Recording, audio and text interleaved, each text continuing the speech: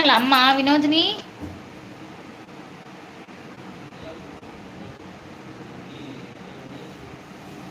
மாமியா? மாமி தான். சார் நேற்று ரொம்ப பிஸியாக இருந்தார், மாமி கிட்ட ஒரு வார்த்தை கூட பேசலை. மாமி தான் பிஸியாக இருந்தாங்க, நீ பிஸியாக இருந்தியா?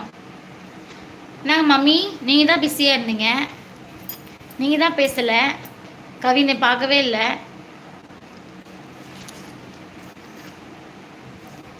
நீங்கள் தான் அங்கே போயிட்டீங்க. நீங்கள் தான் பிஸியா கவின் சொல்கிறான். நோலாம் இல்லை, அதான் உண்மை.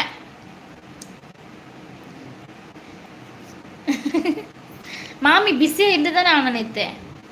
கவின் தான் பேசலையா? நீ தான் பேசலையா மாமி கிட்ட? ஏன் பேசல? நீ தான் போய் பேசணும், அவங்க வந்து உங்ககிட்ட பேசுவாங்களா?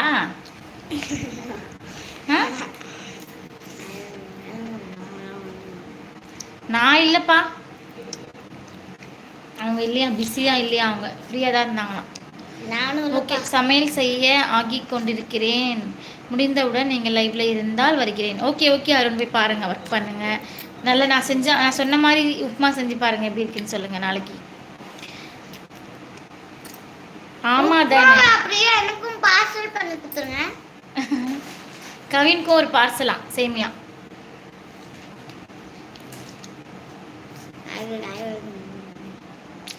நீ தான் பேசலையாமா? நீ தான் பேசணுமா மம்மிகிட்ட?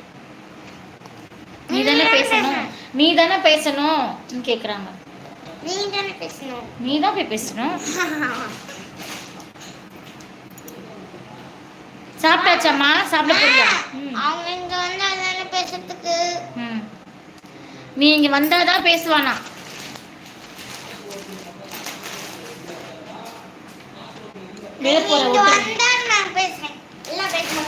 நீ வந்தினா பேசுறானா உங்ககிட்ட? இங்க வந்தினா கண்டிப்பாக குட்டி பையா உனக்கு எல்லாமே. ஓகே ஓகே, செட் போய் சமையல் பண்ணுங்க. அவன்தான் அவங்க மாமா பார்த்து உடனே மாமியை மறந்துட்டான். மாமாவை பார்த்தோன்னே நீ மாமியை மறந்துட்டியான்.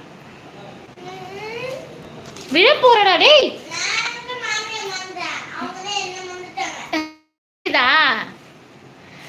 நான் எங்க மாமியை மறந்தேன், அவங்க தான் என்ன மறந்துட்டாங்க அப்படின்றான். பார்க்கலாம் நான் வந்தா எப்படி பேசுறேன்னு.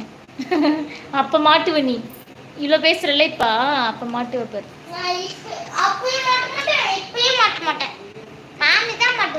ஏன் போடா வாயாடி. அவன் தான் மறந்துட்டான். சரி போதும் போ, ரொம்ப பேசுற நீ. அப்புறமா இன்னும் வரலையா? அப்பா அம்மா எப்போ வருவாங்க?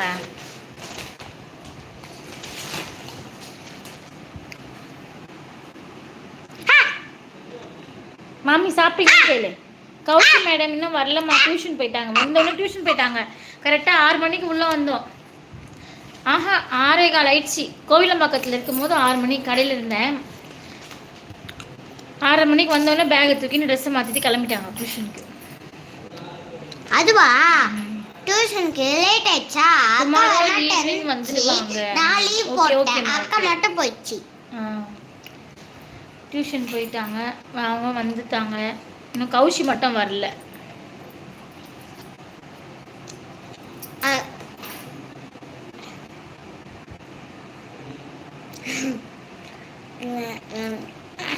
ஓட்டப்பல்ல கிண்டல் பண்ண வினோதினி.